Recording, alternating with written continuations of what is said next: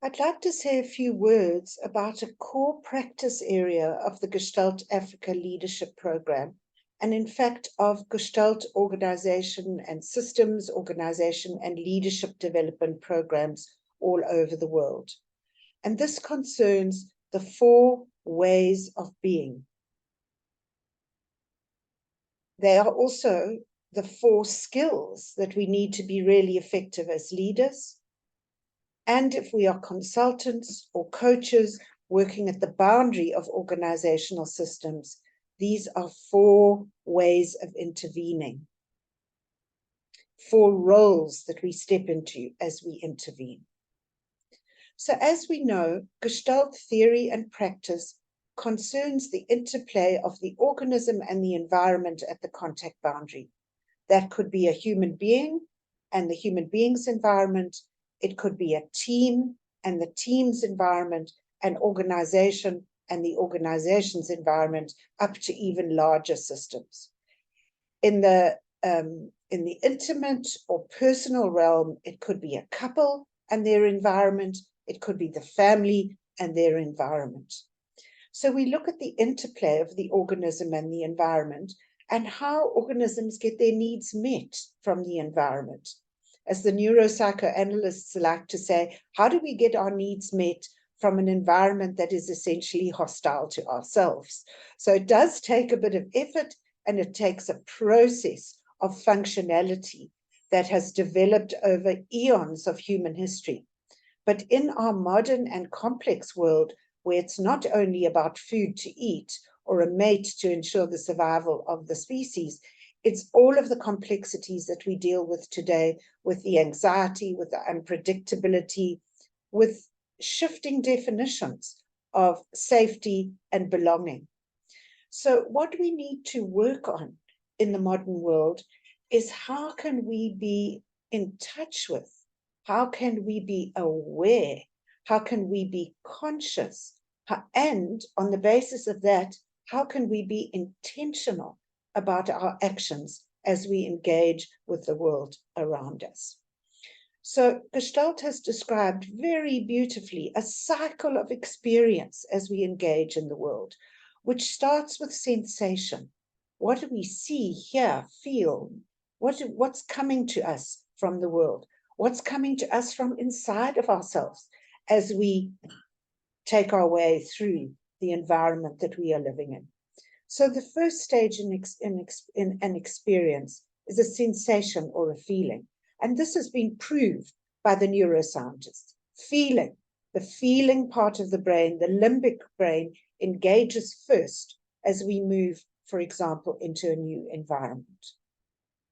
The second stage in the cycle of experience is about awareness. Oh, we pay attention to that sensation and we ask, what is this? Why am I feeling this? What am I noticing? What's happening here? What does it remind me of? So there's an awareness process. And as we go through that, a figure will emerge, an idea, a notion, a picture of something that needs our action and attention.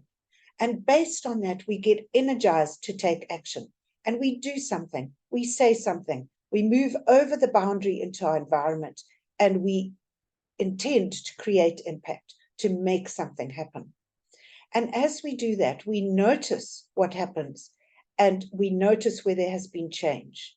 There might be an aha within the self. We call it contact. There may be an aha with one other person, or a group of people, or a whole lot of people, or an ecosystem that we are seeking to impact. Where there is that change, we talk about contact. Contact has been made.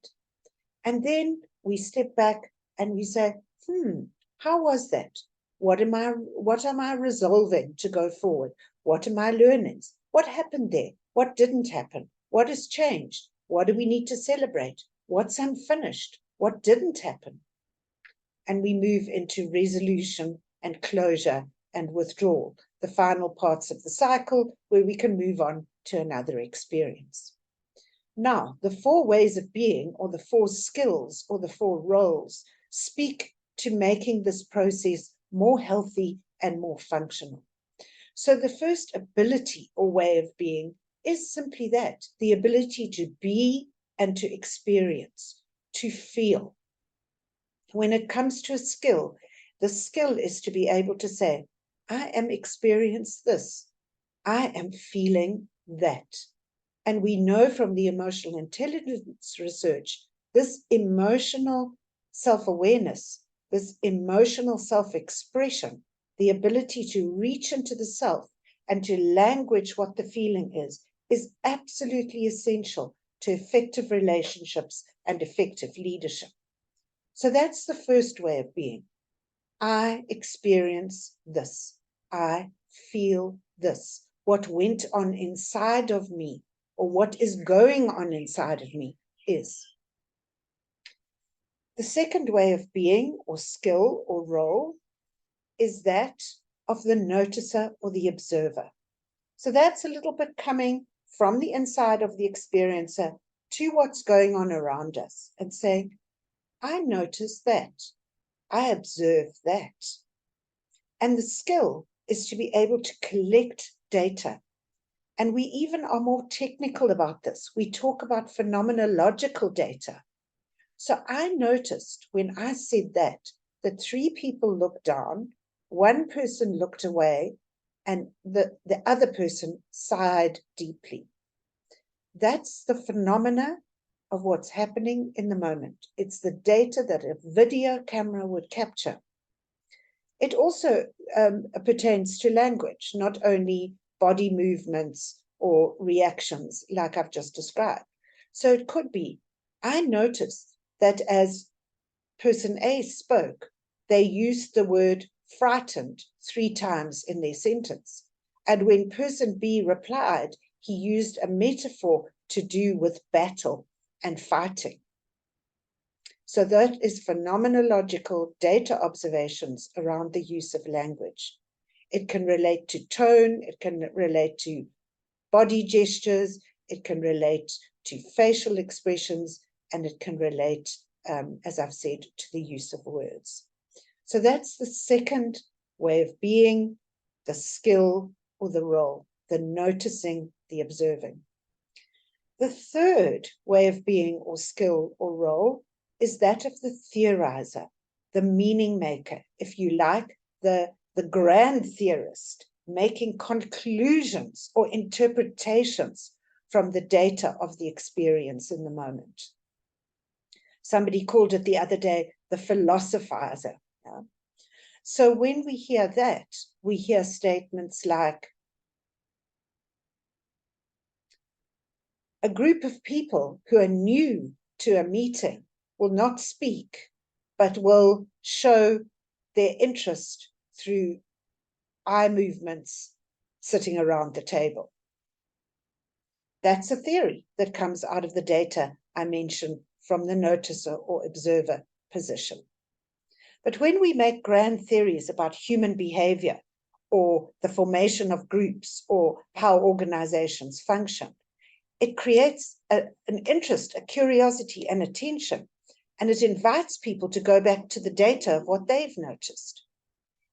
So new teams always want to know something personal about others in the group. That's a grand theory based on an early meeting of a leader with a team. So that's a skill, and that's a role that we can take to get attention and to invite the team to investigate their functioning more closely. The fourth way of being or skill is intervening or acting or experimenting or trying something. So in the case that I am tracking through this example, noticing the eyes go down and looking away, the theorizer making a theory about people that don't know each other so well coming to a team for the first time. The intervention could be, please will each person around the table make a statement about how you are feeling right now?